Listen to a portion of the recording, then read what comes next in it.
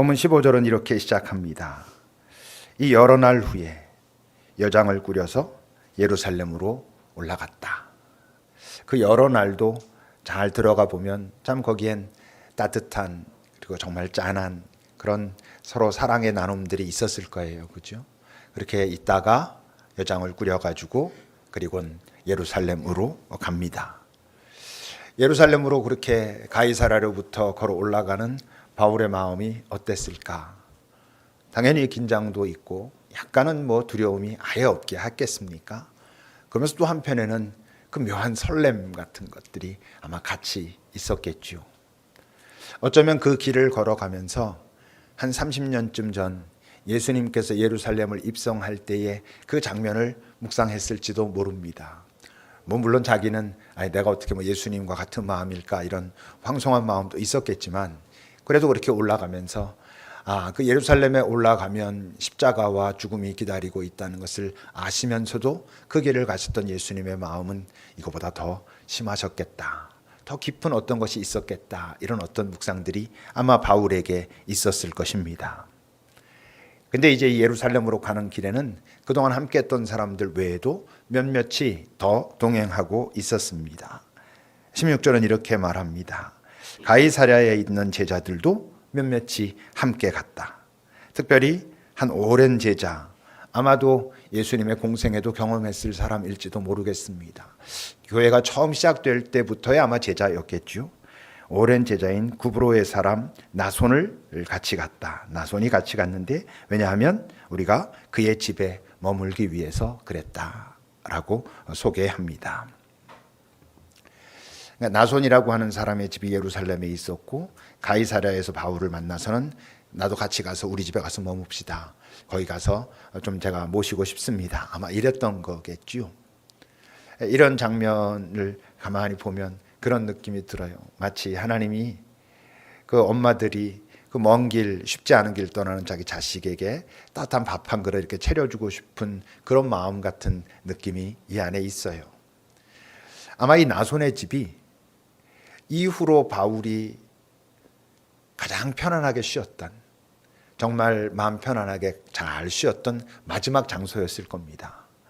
그리고 난 다음에 예루살렘에 들어가고 난 다음에는 이제 감옥에 갇히고 로마로 이송돼서도 갇힌 상태에서 지내게 되고 그 이후에 또 어떤 일이 있었을지는 모르지만 아마도 이 나손의 집에서 이렇게 쉬었던 그 순간이 아마 가장 편안한 마음으로 쉬었던 이 땅의 마지막 장소가 아니었을까? 이걸 영적으로 이렇게 보면 어쩌면 하나님께서 바울에게 너 이제부터 쉽지 않은 일이 시작될 거야. 근데 이 나손의 집에서 일단 좀 잘 쉬고 마음을 잘 편안하게 누리고 이런 시간을 좀 가져라 라고 하신 듯 합니다.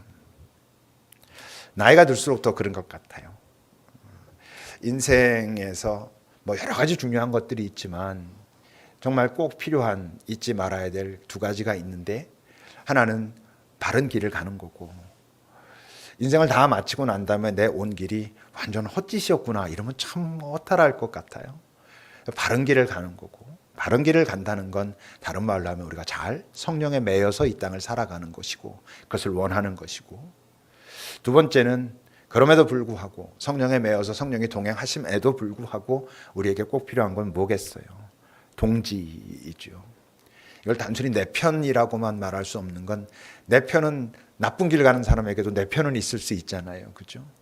근데 정말 같은 길을 바라보면서 같이 걸어가는데 서로 격려하고 위로하고 때론 쉼을 주고 때론 질책하고 좋은 마음으로 이럴 수 있는 그 동지가 이 땅을 살아가는데 꼭 필요하지 않을까 싶습니다. 오늘 특별히 오랜 제자였던 구브로 사람 그 나손이라고 말하는 건 참 그 긴 시간 동안 바울의 그런 여러 가지도 알고 그가 이제 내린 결정도 알고 예루살렘에 가면 어떤 일을 당할 거라는 것도 예감하면서 그를 자기 집에 데려다가 좀 쉬게 하고 싶은 어떤 부분 미안하고 어떤 부분 고맙고 이런 어떤 그 사랑의 관계 속에 그런 사람인 것이죠. 우리에게도 그런 사람들이 꼭 필요하고 바라기는 이 안에 여러분들 서로 그런 사람일 수 있기를 바랍니다.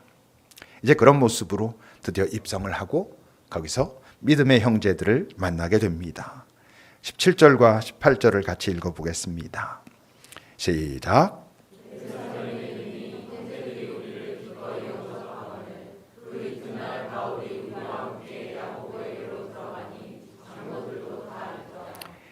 예루살렘에 들어가서 이제 교회 공동체에 간 것이겠죠. 거기서 그 믿음의 형제들을 만납니다. 믿음의 형제들이 바울을 이제 환영하는데 과연 이들은 다 한 마음으로 기꺼이 정말 기쁘게 그렇게 환영하고만 있을까 하면 꼭 그렇지는 아마 않을 겁니다.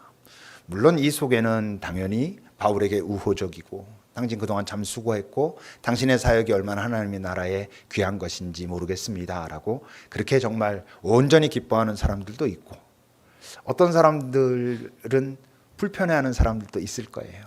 여전히 초대교회에는 그 율법의 문제, 유대인이 과연 그 선택된 민족이고 그럼 이방인들이 구원을 받을 때 어떻게 돼야 되느냐 뭐 이런 문제가 굉장히 첨예했던 그런 시기였단 말이죠. 그러니까 예수를 믿은 사람들 중에서도 여전히 바울의 그 신학, 바울이 말하고 있는 교리에 대해서 불편하거나 또 어떤 사람도 이제 부담스러운 사람도 있는 거죠. 왜냐하면 바울이라고 하는 사람이 가는 곳마다 분란이 있었잖아요. 가는 곳마다 문제가 일어나가지고 그것이 뭐 긍정적이건 부정적이건 문제가 일어나서 항상 거기는 어려움이 다가오고 이랬으니까 바울이라고 하는 사람이 하는 일이 참 귀하다라고 하면서도 이제 이 사람 왔으니 또 어떤 문제가 있을지도 모르겠다. 얼마든지 그런 사람들도 있는 것이지요. 이제 바울이 그들을 만나가지고 자기 이야기를 합니다. 19절입니다.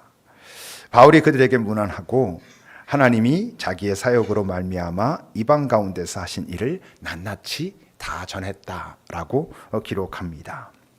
그게 세 가지가 있습니다. 이 문장 속에 하나님이 바울의 사역, 자기의 사역으로 말미암아 이방 가운데서 하신 일. 물론 중요한 핵심은 뭐겠어요? 바울이 전할 때 가장 중요한 핵심은 하나님이 이방 가운데서 이런 일을 하셨다라는 게 지금 전하고 있는 핵심이지만 빠질 수 없는 게 뭐예요? 바울의 사역을 통해서 하셨다라는 것은 빠뜨릴 수가 없는 것이죠. 분명히 바울은 하나님께서 이렇게 하셨습니다라고 분명히 말할 텐데 하나님께서 보실 때는 어떻게 말씀하실 것 같아요? 근데 그 일이 네가 없었다면 안 됐어. 네가 거기서 그렇게 애쓰고 노력한 그것이 나로 하여금 거기서 그런 일이 나타날 수 있도록 그렇게 했다. 그래서 난 네가 참 고마워. 이렇게 말씀하실 것입니다. 하나님이 사람을 통해서 일하시죠. 당신이 전지전능하다 하시면서도 이 땅의 모든 일은 결국 사람을 통해서 하시고 그렇다면 우리도 어떻게 돼야 되게요?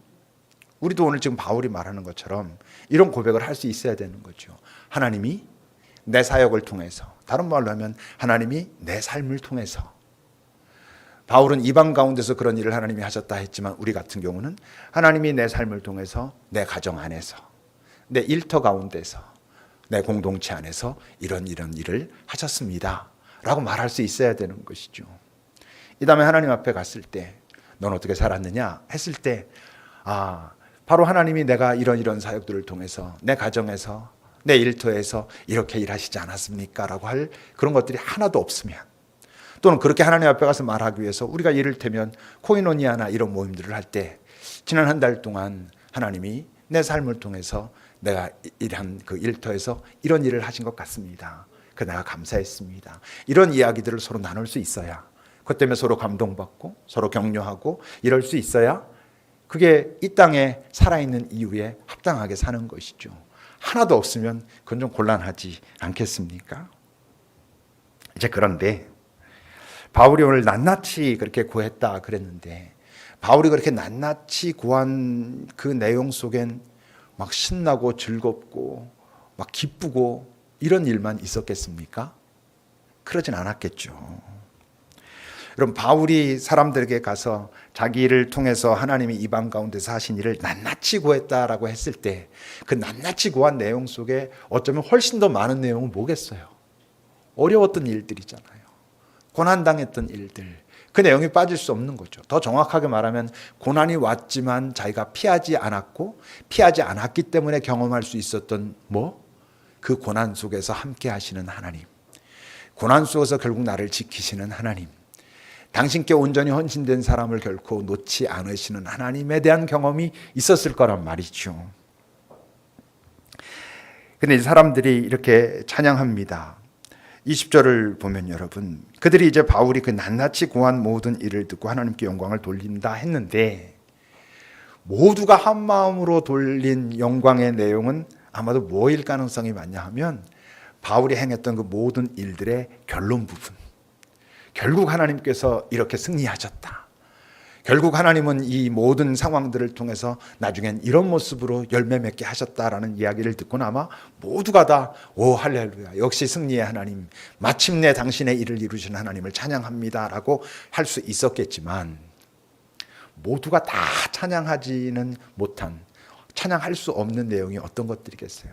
아까 말했던 그 바울 사역 속에 틀림없이 훨씬 더 많은 부분을 차지했던 그의 고난, 아픔, 외로움, 억울함 이런 부분들을 다 찬양하긴 그건 쉬운 일이 아닌 거예요. 진짜 진심으로 찬양하기에는 뭐 남의 얘기니까 그래 듣고 그런 거 이렇게 이겨냈어? 와 역시 하나님 대단해 라고 할 수 있을지 모르지만 그게 정말 내 안에 확 느껴져서 어떤 사람만 그럴 수 있겠어요. 자기가 그런 고난 속에서 만난 하나님의 경험이 있는 사람들 힘들고 어렵고 아팠지만 거기에서도 하나님을 내가 봤고 하나님의 위로와 하나님의 도움을 경험했기 때문에 그 자리를 버텨낼 수 있었고 그래서 결국 하나님께서 결국 결론적으로 기대하신 그 마지막 자리에 갔던 그런 경험이 있는 사람들만 그 바울의 사역 전체를 들고 틀림없이 그 안에는 고난과 어려움이 많았을 그 전체를 들고 찬양할 수 있는 것이지요. 우리가 여러분 하나님을 찬양한다라고 말할 때 여러분들이 하나님을 찬양했던 순간들 진심으로 이렇게 하나님을 찬양했던 순간들을 한번 돌아보세요. 어떤 순간들이었습니까? 아마 대부분 자기가 원했던 어떤 결론의 자리 아니면 뜻밖의 어떤 내게 좋은 것을 경험했을 때 오 하나님 찬양합니다. 대부분 그러지 않습니까? 왜 우리는 내가 원하는 결론 아니면 전혀 내가 생각지도 못했던 좋은 것을 경험했을 때 그때 하는 찬양을 제외하고는 그 전에는 잘 찬양하기가 힘들까요? 그 일이 아직 이루어지지 않았기 때문에 기다려야 하는 순간 기다림 속에서 내가 경험할 수밖에 없는 어려움, 고난 그 상황 속에서는 하나님을 발견하지 못하니까 나의 기다림, 나의 고난의 현장에서는 하나님이 없는 것 같으니까 그 자리에서도 나와 함께 하시고 그 상황 속에서 나와 함께 견디기 원하시는 하나님의 위로 같은 것은 잘 경험하지 못하니까 찬양할 수가 없는 것이죠.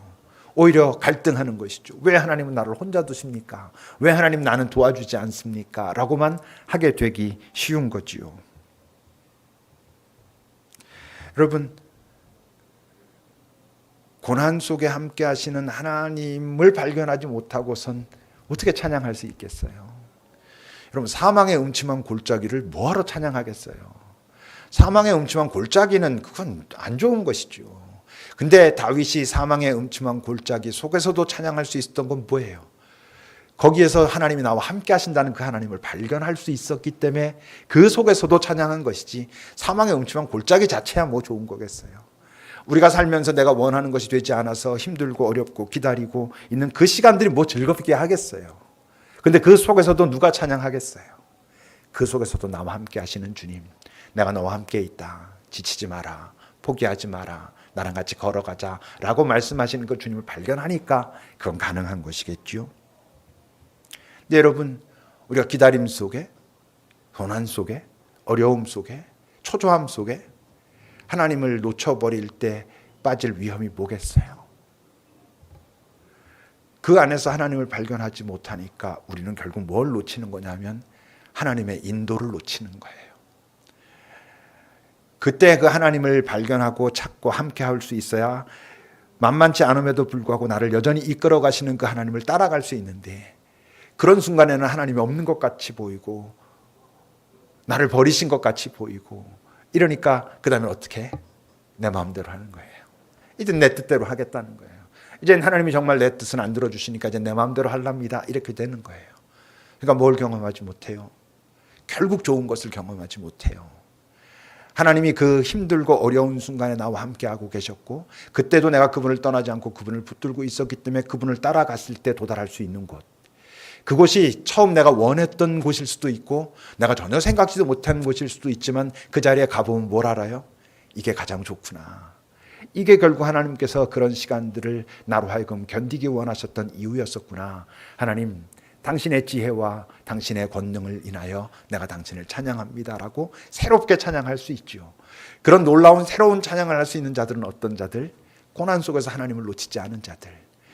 그때도 하나님을 놓쳤지만, 그때는 하나님을 놓쳤지만 저 자리에 갔을 때는 좋은 게 있어가지고 오 하나님 찬양합니다. 그때는 그런 찬양이 아니라 약간 죄송한, 약간 부끄러운, 이러실 하나님이었는데 제가 하나님을 몰랐습니다. 이렇게 되는 거죠. 이제 그렇게만 되면 또 마찬가지 일들이 반복되지 않겠습니까? 그래서 여러분, 특히 고난 속, 기다림 속, 초조함 속, 그때 더 악착같이 하나님을 찾아야 하는 이유는 그래야 내가 결국 하나님과 함께 가장 좋은 그곳으로 갈 수 있기 때문에 그런 것이죠.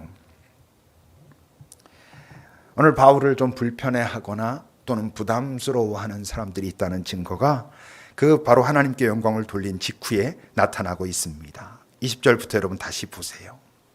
그들이 이제 듣고 하나님께 영광을 돌렸습니다. 근데 그리고 나서는 이제 바울에게 말합니다. 형제여, 그대도 보고 아는 것처럼 유대인 중에 믿는 자가 예루살렘에만 해도 수만 명에 이른다.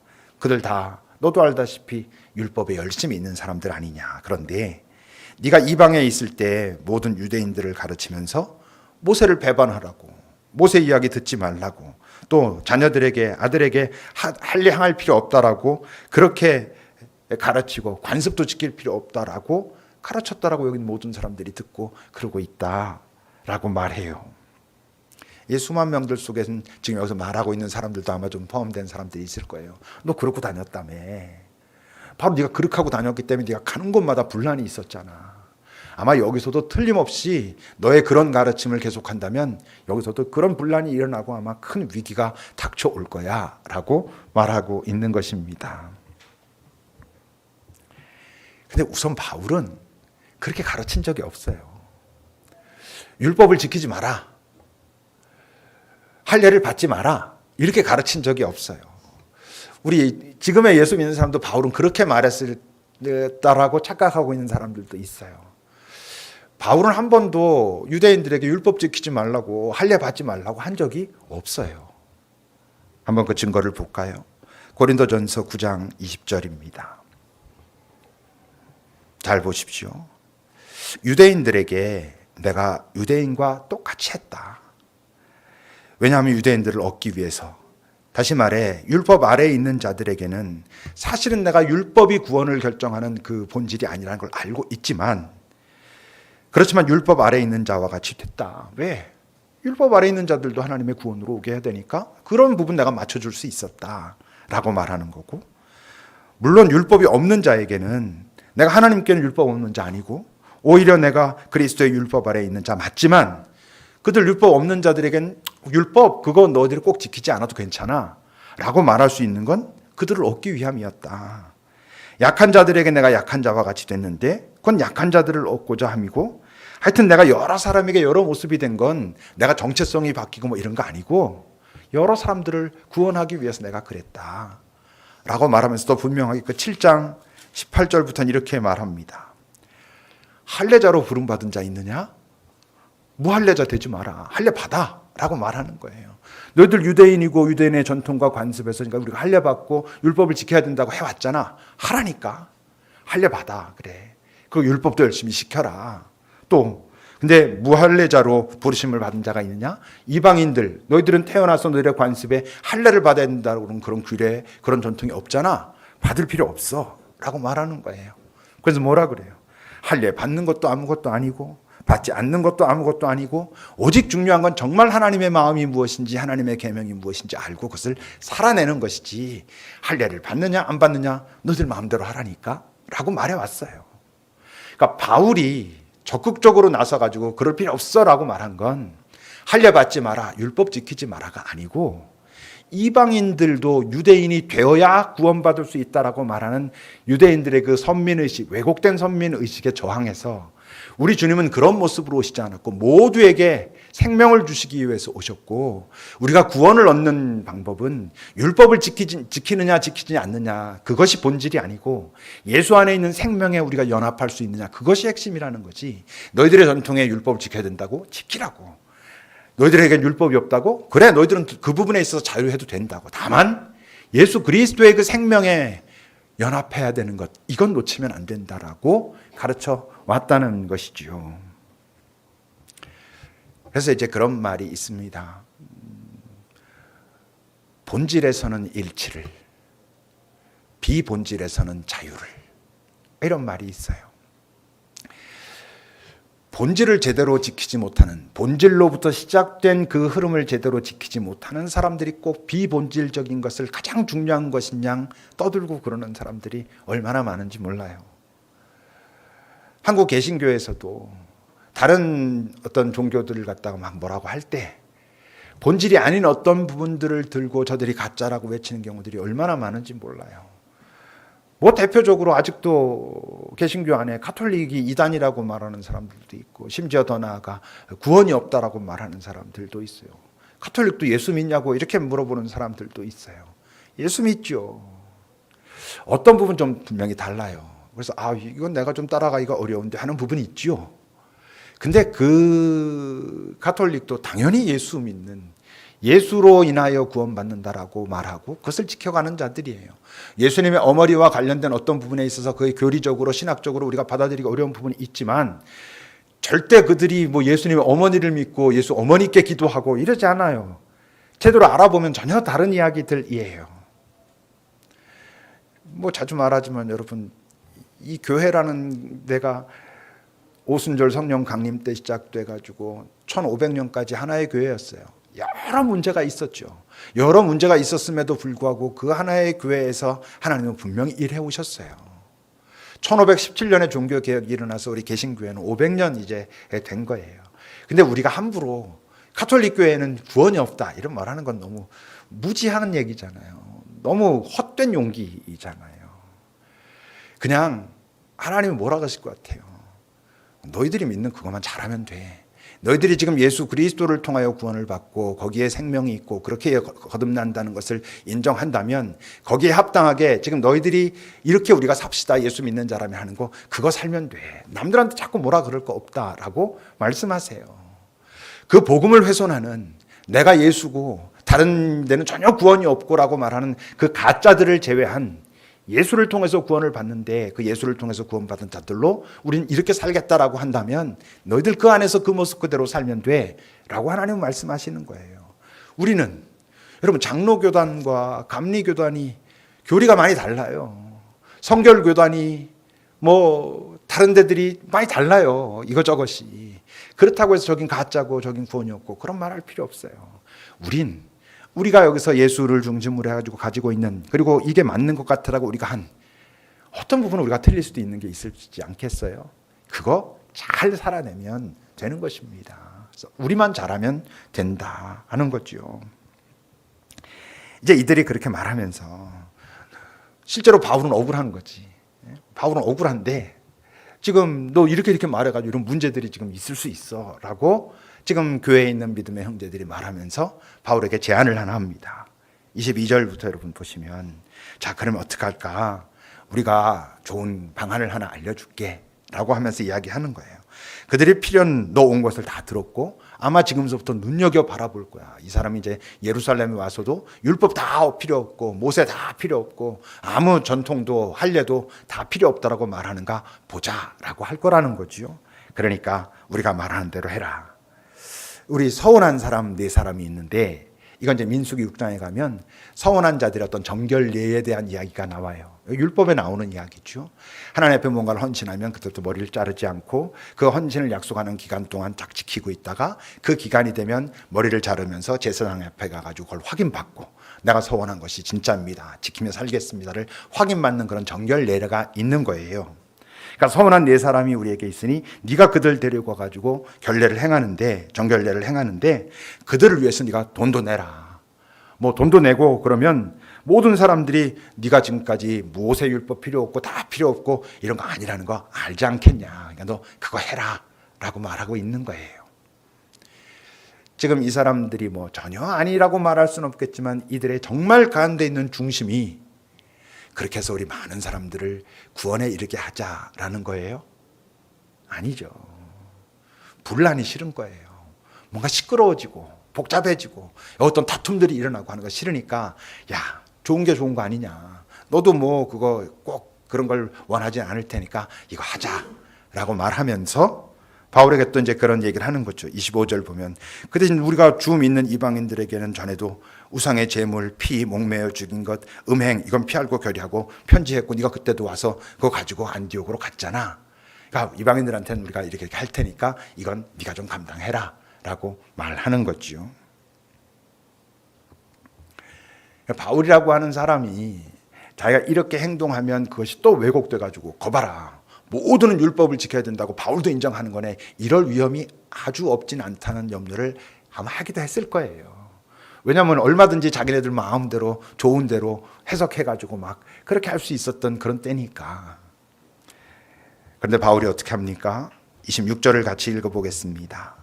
시작.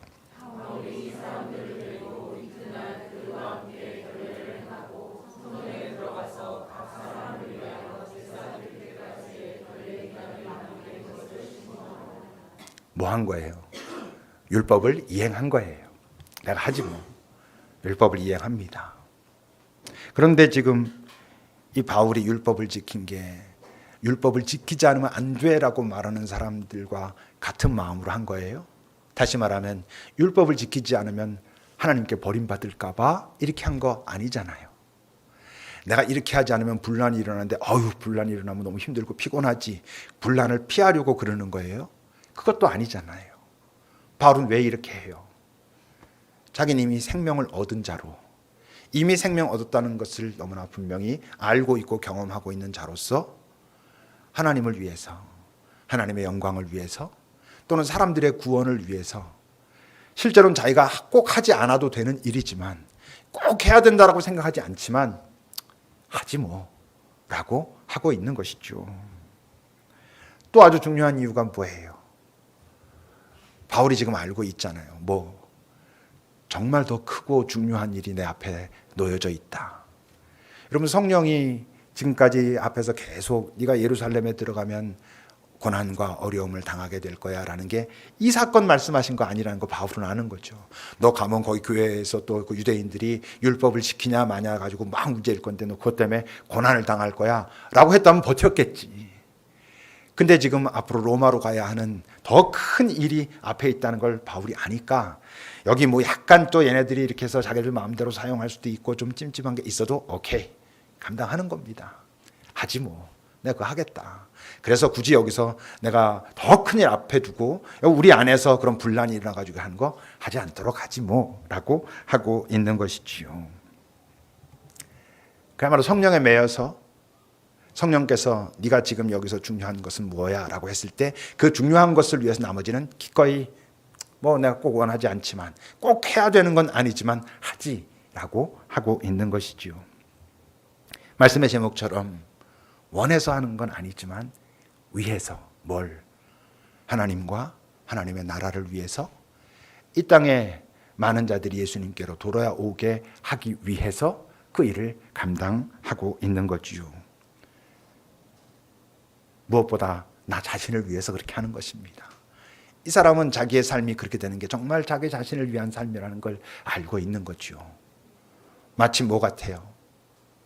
예수님이 베드로에게 마지막에 네가 지금은 네 스스로 띠띠고 네가 가고 싶은 대로 가겠다고, 네가 원하는 대로 하겠다고 이렇게 고집부리고 그게 바로 너의 자존심을 세우는 길이라고, 너의 정체성을 드러내고 너의 존재감을 나타내는 거라고 하겠지만 나중에 어떻게 될 거라고?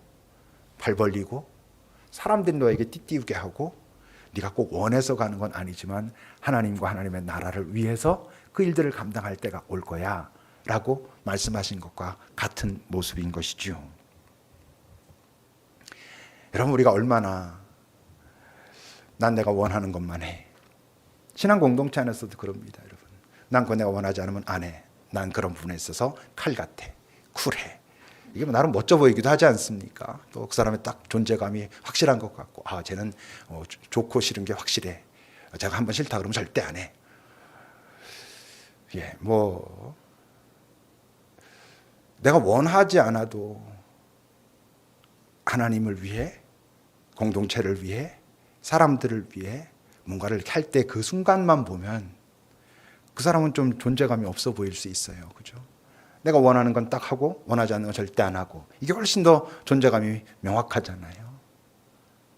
근데 여러분, 그 순간은 내가 원하지 않아도 이게 하나님께서 원하시는 것이라면, 물론 그런 식별이 필요하겠지만, 항상 어영부영하고 우유부단하다는 의미는 분명히 아니겠지만, 기꺼이 이 일은 뭐 내가 꼭 하고 싶지는 않지만 이것이 내가 약간 희생해서, 내가 약간 포기해서, 내가 약간 뒤로 물러서서 이게 하나님의 영광을 드러낼 수 있다면, 이렇게 해서 사람들이 조금 더 위로가 될 수 있다면, 하나님께 가까이 다가올 수 있다면 내가 하지 라고 하는, 그런 때 보면 언뜻 그가 별로 존재감이 없어 보일 수도 있지만, 여러분, 그런 삶으로 나타난 그의 그런 삶을 살아온 그의 삶의 전체를 보면 가장 그가 그다운 모습으로 살아가고 있는 것이죠.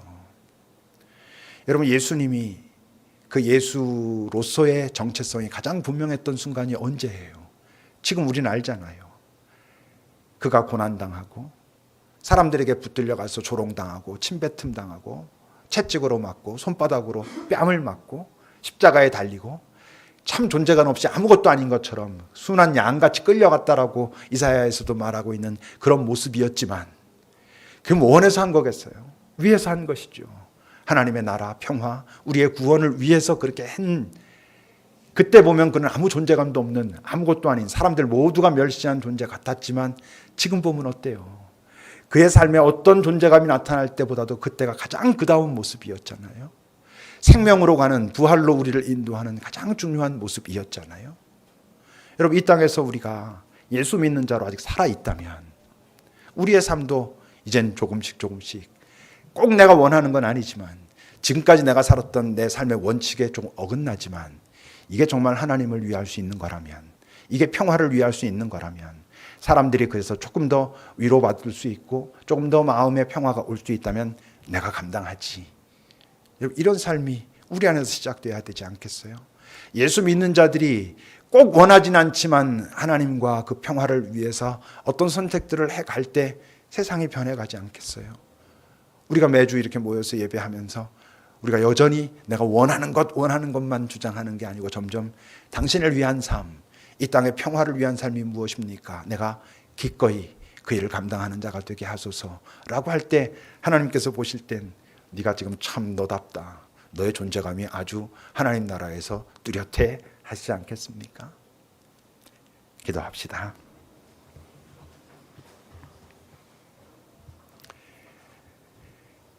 기꺼이 감당하는 삶, 꼭 내가 원하는 건 아니지만, 내가 막 너무 좋아는 아니지만, 내가 이것을 감당하는 것이 하나님의 나라로 더 가까이 다가설 수 있는 길이라면, 나뿐만 아니라 내 주변에 있는 사람들도 함께 그렇게 갈 수 있는 일이라면 내가 감당하리이다 라는 선택을 했을 때, 우리가 이 다음에 하나님 앞에서 그때 하나님께서 내가 했던 그 일을 통하여, 그 삶을 통하여 당신께서 그곳에서 그렇게 일하셨습니다 라고 말할 수 있게 되지 않겠습니까? 잠시 나를 주님 앞에 비추어 보며, 주님, 내게 무엇을 원하십니까? 라고 물어보는 시간을 가집시다.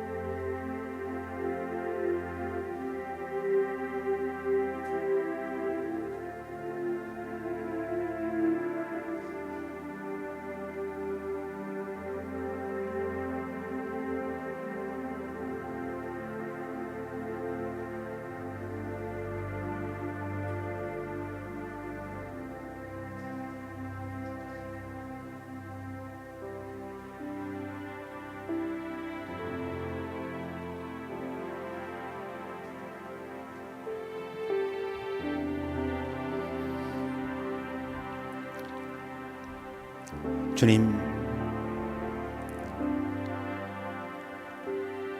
우리 모두는 참 우리 안에서 일어나는 우리의 욕망, 내가 원하는 것들에 항상 마음을 전적으로 뺏기며 살아갑니다.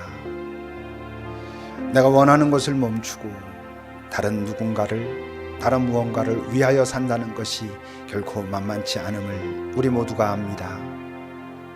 주님, 하나 이 땅에 우리가 살며 예수님을 우리가 만났고 예수로부터 생명받은 자라고 하는 그 사건이 무엇인지 깊이 깨닫게 하사 이젠 내가 거기에 응답하는 삶, 내가 원하는 것보다 위에서 사는 삶에 대한 소중함을 아는 사람들, 그 위에서 사는 삶을 살다 그 삶 속에 감추어진 기쁨과 그 깊은 위로와 평화를 경험함으로 그 위에서 사는 삶을 원하게 되는 우리들, 그때 우리의 삶을 통해서 맺혀지는 그 열매가 하나님 나라에도 소중하게 쌓여간다는 것을 기억하며 서로 격려하며 정말 하나님과 하나님의 나라, 내 주변에 있는 소중한 사람들을 위해서 기꺼이 나를 사는 삶, 그리고 바로 그것이 나 자신을 가장 위한 삶이라는 것을 경험하며 보여주며 나누며 살아가게 하소서. 예수님의 이름으로 기도합니다. 아멘.